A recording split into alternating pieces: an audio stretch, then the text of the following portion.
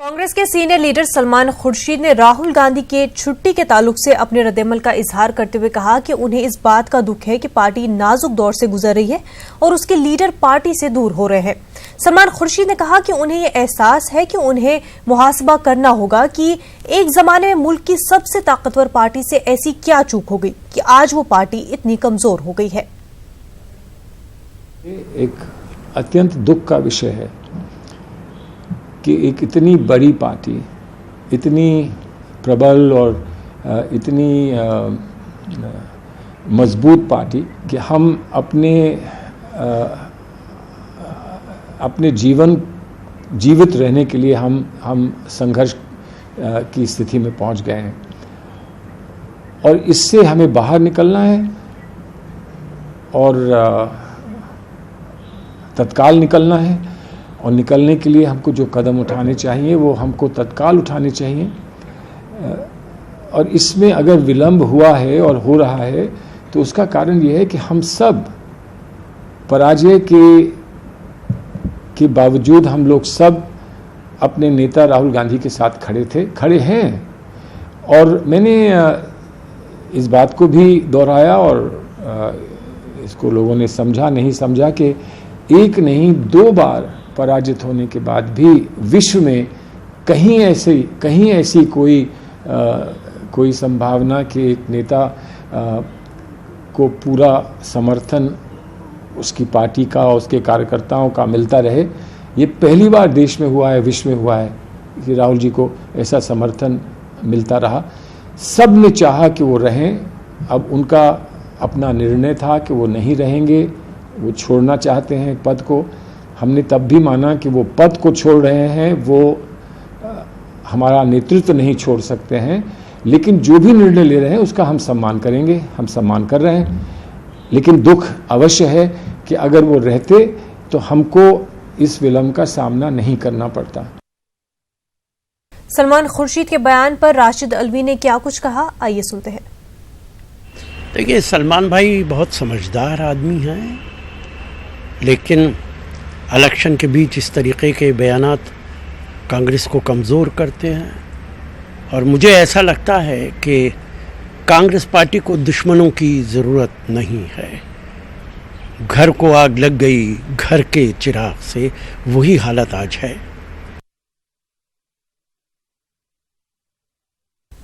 BJP leader Sanjay Balyan ने news 18 से खास बातचीत की। उन्होंने कहा कि कहीं न कहीं सलमान खुर्शीद की बात सही है कि कांग्रेस महाराष्ट्र और हरियाणा असेंबली इंतखाबात हारने जा रही है। मेरे साथ केंद्रीय राज्य मंत्री संजीव बालियान जी हैं। सर, जिस तरह से कांग्रेस नेता सलमान खुर्शीद ने जो बयान दिया है कि महाराष्ट्र और हरियाणा में कांग्रेस पार्टी हार सकती है और राहुल गांधी को इस समय नहीं बाहर जाना चाहिए, कांग्रेस अंतर्कलह से संघर्ष कर रही है, पूरे मामले को और उनके बयान को कैसे देखते हैं? देखिए, सलमान खुर्शीद ने कही तो ठीक कि कांग्रेस हारने जा रही है और शायद इसीलिए राहुल गांधी बाहर गए हों कि वो इस हार की जिम्मेदारी नहीं लेना चाहते। और राहुल गांधी के आने से कोई बड़ा परिवर्तन होगा ऐसा हरियाणा और महाराष्ट्र में मुझे क्या किसी को भी नहीं लगता। तो उन्हें पता है कि पार्टी चुनाव हारने जा रही है तो जिम्मेदारी दूसरों को देंगे। गांधी परिवार की आदत रही है कि कांग्रेस जब जीतती है तो गांधी परिवार जिताता है और कांग्रेस जब हारती है तो लोकल लीडर आते हैं। ये पहले से परंपरा है, ये गुलाम मानसिकता है पहले से ही। आप कहते हैं कांग्रेस के नेताओं की कि परिवार से बाहर उनको कभी कुछ दिखाई नहीं देता। सर, देखा जाए तो हरियाणा में इस समय भूपेंद्र सिंह हुड्डा को आगे किया गया है और लगातार आप भी बीजेपी की तरफ से प्रचार कर रहे हैं। क्या लग रहा है भूपेंद्र हुड्डा को जिस तरह से आगे कांग्रेस ने किया है? देखिए, वहाँ हालात इस तरह के हैं कि सीटों की संख्या की बात है कि बीजेपी 75 जीतेगी, 70 जीतेगी, 80 जीतेगी, कहीं चुनाव दिखाई नहीं देता। सब लोग मान चुके हैं। विपक्ष के नेता भी कहते हैं जब बातचीत होती है कि नहीं, सरकार तो भारतीय जनता पार्टी की बन रही है। अब तो हुड्डा साहब को तो वही है कि जिम्मेदारी कांग्रेस ने दी है तो कहेंगे हुड्डा साहब की वजह से चुनाव हारे हैं। राहुल गांधी जी विदेश चले गए, सोनिया गांधी जाएंगे नहीं, प्रियंका गांधी बिना चुनाव के लखनऊ में है। अगर चुनाव जीते दिखाई देते तो सारा परिवार, माँ बेटा बेटी यहीं मिलते हैं आपको हरियाणा में घूमते हुए, अलग अलग भागों में से रैली करते हुए। तो हुड्डा साहब को कहेंगे कि चुनाव न लड़ाया तो वो जिम्मेदारी उनको देंगे। कैमरा पर्सन गौरव सक्सेना के साथ राजीव तिवारी, न्यूज 18 दिल्ली। बीजेपी के सीनियर लीडर सुब्रमण्यम स्वामी ने इंतखाबात के हवाले से अपने रद्देमल का इजहार किया। उन्होंने कहा कि तमाम रियासतों के इंतखाबात में बीजेपी पूरी अक्सरियत के साथ आ रही है। उन्होंने नीतीश कुमार को मशवरा दिया कि हमें मुत्तहिद होकर इंतखाब लड़ना चाहिए। अगर ऐसा नहीं होता है तो बीजेपी को खास नुकसान नहीं होगा, लेकिन नीतीश खत्म हो जाएंगे। में क्या हो रहा है कि जो लहर चल रही है वो तो है सब जगह में बीजेपी फुल मेजॉरिटी में आ रही है, तो उस बिहार में भी हम फुल मेजॉरिटी में आ सकते हैं। तो उस भय में कई लोग इन दोनों के बीच में खाई पैदा करनी चाहते हैं। पहले अभी तक तो नीतीश कुमार सीनियर पार्टनर थे, वरिष्ठ साथी थे, परंतु अब बीजेपी इतना बड़ा हो गया कि उनको अपना जूनियर स्टेटस माननी चाहिए। तो मुझे लगता है कि दोनों के हित में है कि हम मिलकर लड़ें, बट तो अकेला लड़ेंगे तो हमारे लिए ज़्यादा नुकसान नहीं होगा, बट नीतीश कुमार ख़त्म हो जाएगा, पहले जैसा नहीं होगा। जम्मू कश्मीर प्रदेश कांग्रेस के सदर जे मीर ने जम्मू में एक प्रेस कॉन्फ्रेंस की। जे मीर ने इस मौके पर ऐलान किया कि उनकी पार्टी आने वाले बीडीसी इंतखाबात में हिस्सा नहीं लेंगी। मीर ने कहा कि वादी कश्मीर में हमारे लीडर जेलों में हैं, कई पार्टियों के सीनियर लीडर नजरबंद है, ऐसे में हमारे लिए इंतखाबात लड़ना मुमकिन नहीं है। रियासत में जमहूरी इदारे तबाह कर दिए गए हैं। उन्होंने कहा कि चुनाव में बीजेपी के अलावा कोई पार्टी नहीं है, जो कि खुद एक मजाक है। बीडीसी चुनाव में हमने एक इनिशिएटिव लिया था। हमने सरकार को बारहा इस बात की जानकारी दी थी कि चुनावों से भागने वाली पार्टी, मगर सवाल ये है कि अगर आप ये पार्टी वाइज ये चुनाव करवा रहे हैं, कौन सी पार्टियां हैं जो मैदान में हैं, कौन सी पार्टी के लीडर्स हैं जो मैदान में हैं। चुनाव कोई वो अलादीन का चिराग नहीं है कि हम एक फूंक मारे और अपने आप चुनाव होता है। चुनाव के लिए पार्टियों का जो स्ट्रक्चर होता है, पार्टी की जो ऑर्गेनाइजेशन होती है, पार्टी के जो लीडर्स होते हैं, उन पर हमारी रसाई होती है, वो लोगों तक पहचान बनाते हैं और तब चुनाव में हिस्सा लेते हैं। हमने जबरदस्त कोशिश की कि इस चुनाव में भी हम भरपूर सहायता दें, मगर जब हमने सरकार को और इलेक्शन कमीशन को बाकायदा कन्वे किया कि हमने कहा हम चुनाव में हिस्सा लेना चाहते हैं, मगर हमारे जितने भी सीनियर लीडर्स हैं, हमारे ऑफिस बियरर्स हैं, हमारे डिस्ट्रिक्ट प्रेसिडेंट हैं, हमारे एक्स एमएलएज हैं, हमारे एक्स मिनिस्टर्स हैं, वो सारे डिटेन्ड है, हाउस अरेस्ट है, उनको बाहर नहीं निकलने दिया जा रहा है। उनको कम से कम रिलीज कीजिए, वो अपनी कॉन्स्टिट्यूंसीज में पहुंचे, वो उन कॉन्स्टिट्यूंसी में अपना मोबिलाइजेशन करें ताकि वो हेल्दी तरीके से इस जमहूरी एक्सरसाइज में शामिल हो। मगर रिपीटेडली कहने के बावजूद सरकार ने उस पर कोई भी मतलब उसमें नजरसानी नहीं किया। तो नतीजा ये हुआ कि न कम्युनिकेशन है, न टेलीफोन चल रहे हैं, न इंटरनेट चल रहा है, न ही हम लीडरों को कहीं बाहर जाने दिया जा रहा है। आपके नॉलेज में मैं यहाँ आपके पास 55 दिन हाउस अरेस्ट रहा, और जब अभी 4 दिन पहले मुझे खबर मिली तो ये कहा गया कि जम्मू और आसपास आप घूम सकते हो। जब मैंने रिपीटेडली कहा कि मुझे कश्मीर जाना है, मुझे वहां पर ओहदेदारों से बात करनी है, चुनाव इनिशिएट करना है, मगर आज तक भी सरकार ने उस चीज का इजाजत नहीं दिया। और कुल मिलाकर आज के दिन पर हमको यही महसूस हुआ कि ये चुनाव सिर्फ एक पार्टी को फैसिलिटेट करने के लिए किया जा रहा है। बीजेपी के राज्यसभा रुकन पार्लियामेंट राकेश सिन्हा ने असदुद्दीन ओवैसी पर सख्त तनकीद की है। उन्होंने कहा कि ओवैसी अरब की तहजीब व सकाफत से वाबस्ता होना चाहते हैं और भारत की तहजीब से अलहदा रहना चाहते हैं। बीजेपी के राज्यसभा सांसद और संघ विचारक राकेश सिन्हा से, सर, ओवैसी ने जिस तरह से लिंचिंग को लेकर बोला है, आरएसएस प्रमुख का जो कल का बयान रहा विजयदशमी के मौके पर, उसको लेकर के लिंचिंग का जो शब्द उन्होंने इस्तेमाल किया कि इसका इस्तेमाल नहीं होना चाहिए, जो मोहन भागवत जी ने कहा, उसको लेकर ओवैसी सवाल खड़े कर रहे हैं। देखिए, ओवैसी वास्तव में अरब की संस्कृति से जुड़ना चाहते हैं, भारत की संस्कृति से कटा रहना चाहते हैं। अगर वो भारत की संस्कृति को समझते और जानते तो भारत की संस्कृति उदारता की है, विविधता की है, सर्वधर्म समभाव की है। यदि नहीं होती तो हून से लेकर ईसाई और इस्लाम, यहूदी और पारसी भारत में नहीं होते। भारत में कभी भी बहुमतवाद नहीं रहा है, और मोहन भागवत जी ने ठीक ही कहा है, विदेशों से आयातित शब्दों का प्रयोग करके भारत की संस्कृति को, भारत की सभ्यता को, भारत के समाज को बदनाम करने की जो साजिश है, मुझे लगता है उस साजिश में ओवैसी भी शामिल है।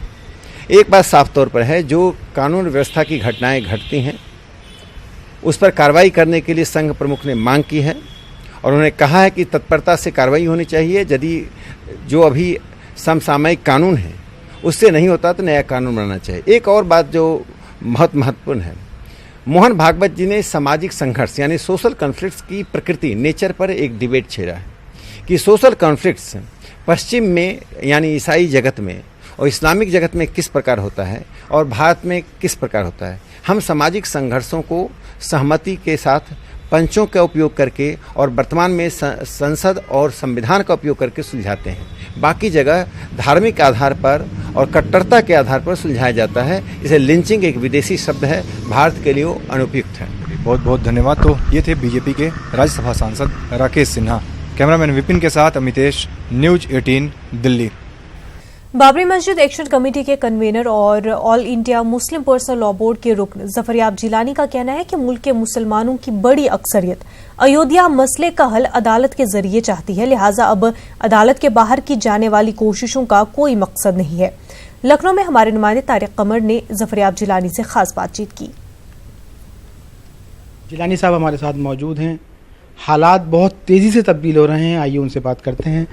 जिलानी साहब, एक ग्रुप है जो मीटिंग का इनेकाद कर रहा है और ये तासुर देना चाहता है कि इसका फैसला बातचीत से हो, और तासुर ये भी निकल के आ रहा है कि मस्जिद को तोहफतन दे दिया जाए। तो क्या कुछ आप कहना चाहते हैं और इस मीटिंग का क्या कोई असर मुकदमे पर पड़ेगा? फैसला अनकरीब आना है, क्या कुछ आपका मानना है, क्या कहना चाहेंगे आप? देखिए, तमाम मोतबर उलमा, चाहे वो किसी मसलक के हों, किसी तंजीम के हों, पर्सनल लॉ बोर्ड में शामिल हों या ना हों, वो अपनी अपनी जगह पर यही इम्प्रेशन दे चुके हैं कि मस्जिद को ना किसी को दिया जा सकता है, ना एक्सचेंज किया जा सकता है, ना फ़रोख्त किया जा सकता है और ना ही उसको सरेंडर किया जा सकता है। हमारे ऊपर ज़िम्मेदारी है कि हम पूरी कोशिश करें। हिंदुस्तान एक जमहूरी मुल्क है, दस्तूर से बंधा हुआ है। इसमें कोशिश, अगर मामला अदलिया में है तो सुप्रीम कोर्ट आखिरी कोर्ट है। तो सुप्रीम कोर्ट में बहस करने की बात तय हुई थी और पूरी तरह से बहस हो रही है और हो चुकी है तकरीबन। अब 10-15%, 15% जो कुछ बाकी है वो इंशाल्लाह 14 को मुकम्मल हो जाएगी। तो हमने तमाम लोगों के, पूरे मुल्क के मुसलमानों का एक इजमा इस पर है कि हम सुप्रीम कोर्ट में मुकदमे में पूरी कोशिश करेंगे और फिर जो फैसला होगा उसे मानेंगे। अल्लाह ताला की वो मिल्कियत है, मुसलमान को कोई हक़ हासिल नहीं है कि वो इसको सरेंडर कर दे। तो हम लोग तो उसी पर पाबंद हैं। जो लोग ये चाहते हैं कि सरेंडर कर दिया जाए, उनके 2-3 खदशात हैं। एक तो उनका खदशा ये है कि साहब, अगर मुसलमानों के हक़ में फ़ैसला हुआ तो बहुत खून खराबा होगा। हमें ऐसा कोई अंदेशा न था, न है। इस मुल्क में सुप्रीम कोर्ट के फ़ैसले की आम तौर से मकबूलियत होती है और हाई कोर्ट के फ़ैसले को हम देख चुके हैं कि उसके बाद कितना खून खराबा हुआ, या आप खुद जानते हैं, यूपी में 2010 में। तो इस मुल्क की अक्सरियत, हिंदू अक्सरियत भी सुप्रीम कोर्ट के फ़ैसले के बाद कोई खून खराबा नहीं कर सकती। 1990 में भी हमसे एक साहब ने ये बात कही थी कि आपने क्या इंतज़ाम किया है मुसलमानों की जान माल के तहफ़्फ़ुज़ का। मैंने कहा मैंने अपने लिए भी कोई इंतज़ाम नहीं किया है और मेरा अक़ीदा है कि जब हमारी मौत का वक्त मुतय्यन होगा वो आएगी, नुकसान होना होगा। आपको कोई तयक़ुन हो सकता हो इसके अलावा तो आप जाइए मौलाना अली मियां से बात करिए, उस वक्त वो हयात थे, और बोर्ड की मीटिंग बुलाइए। अगर सारे उलमा मिलकर तय कर दें कि हम मस्जिद सरेंडर कर दें तो हम खामोश हो जाएंगे। दिल से तो आपके साथ नहीं होंगे, हम खामोश हो जाएंगे। तो खैर वो बोर्ड ने दी, बोर्ड ने कहा हम 1 इंच ज़मीन नहीं दे सकते मस्जिद की, तो बात ख़त्म हो गई।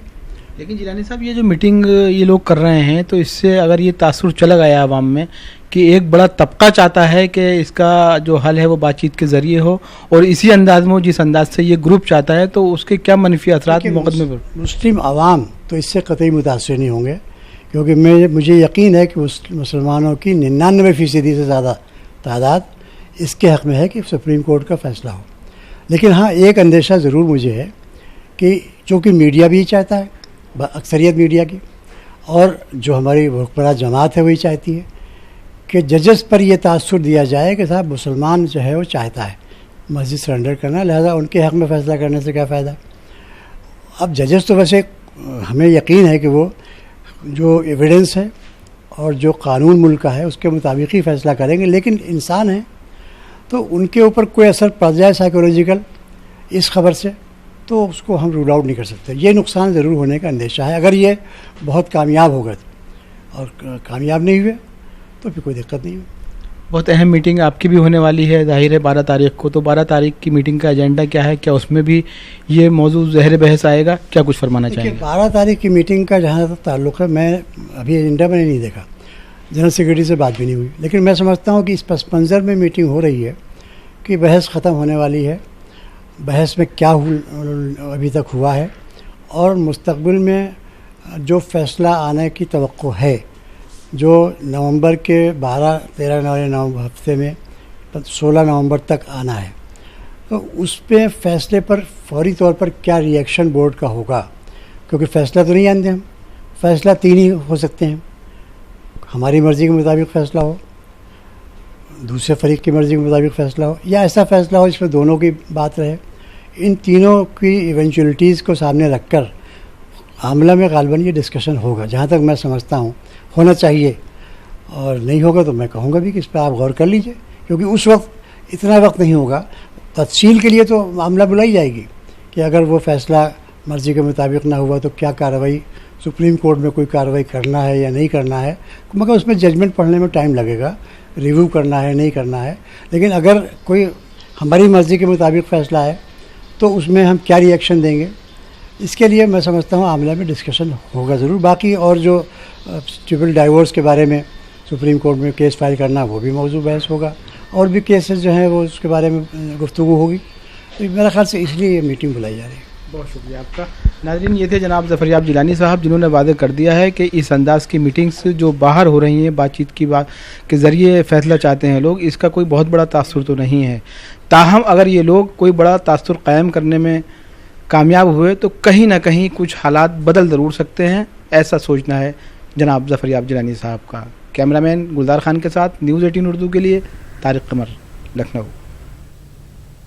इलाहाबाद में गंगा जमनी तहजीब की अलामत दशहरे के जुलूस का आज आखिरी दिन है। इलाहाबाद में विजयदशमी की तकरीबात 3 दिनों तक मनाने की रिवायत है। यहाँ के दशहरे में रिवायती तौर पर मकामी मुसलमान भी जोश खरोश के साथ जुलूस में शिरकत करते हैं। मुख्तलिफ रामलीला कमेटियों की तरफ से शानदार झांकियाँ निकाली जाती है। जुलूस के इस्तकबाल और उसमें शामिल होने वाले अकीदतमंदों की खिदमात के लिए मुस्लिम तंजीमें बढ़ चढ़ कर हिस्सा लेती हैं।